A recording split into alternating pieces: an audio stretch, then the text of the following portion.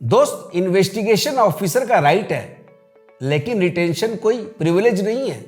यानी officer investigation तो कर सकते हैं, लेकिन आपकी चीजें जैसे कि लैपटॉप, आपके मोबाइल, आपके डेटा जिसे वो सीज करते हैं हमेशा के लिए अपने पास रख नहीं सकते हैं।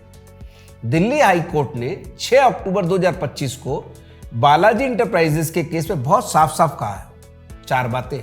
पहली, अगर डिपार्टमेंट ने आपका मोबाइल, लैपटॉप या हार्ड डिस्क को सीज किया है तो आपको वो कॉपीज देने से मना नहीं कर सकते हैं जब तक कि राइटिंग में वो ये नहीं कहे कि देने से इन्वेस्टिगेशन को नुकसान होगा। दूसरा, जो डेटा मास्टर कॉपी में क्लोन किया गया है वो सील्ड एविडेंस माना जाएगा। अगर डिपार्टमेंट वर्किंग कॉपी से कुछ भी दिखाए तो क्रॉस एग्जामिनेशन पूछ सकते हैं क्या उसका हैज वेरिफिकेशन हुआ था।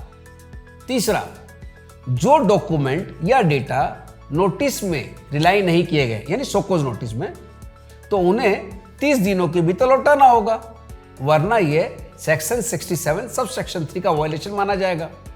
और चौथा, जो सबसे अहम प्रिंसिपल है, अगर डिपार्टमेंट ने डेटा को रिट्राइव कर लिया है तो फिर डिवाइस को अपने पास रखना कलरेबल एक्सरसाइज ऑफ पावर यानी मिसयूज ऑफ पावर कहलाता है।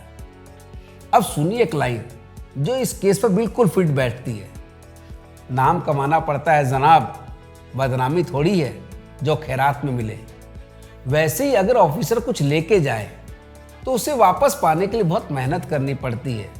राइटिंग में रिक्वेस्ट करना होता है, ऑफिसर को सेटिस्फाई करना होता है कि डाटा, डॉक्यूमेंट या डिवाइस वापस कर देने से इन्वेस्टिगेशन को कोई नुकसान नहीं होगा।